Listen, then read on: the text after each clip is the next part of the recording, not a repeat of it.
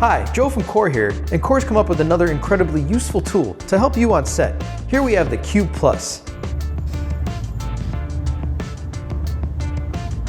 Core's Cube Plus is a lightweight, all-aluminum, 120-watt onboard power supply that's capable of powering a camera or device, while simultaneously charging a battery pack up to 3 amps per hour.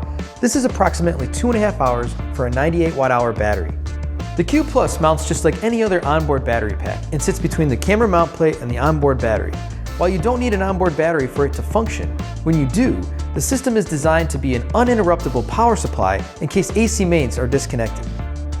Not only will the Cube Plus switch from AC to onboard battery power for your camera or device, but the 2 P-tap connections are also backed up, keeping continuous power to all your accessories. The Cube Plus is a must-have for broadcast and documentary filmmakers, but not limited to those 2 fields. It is perfect for situations when you're following live action or anticipating an event.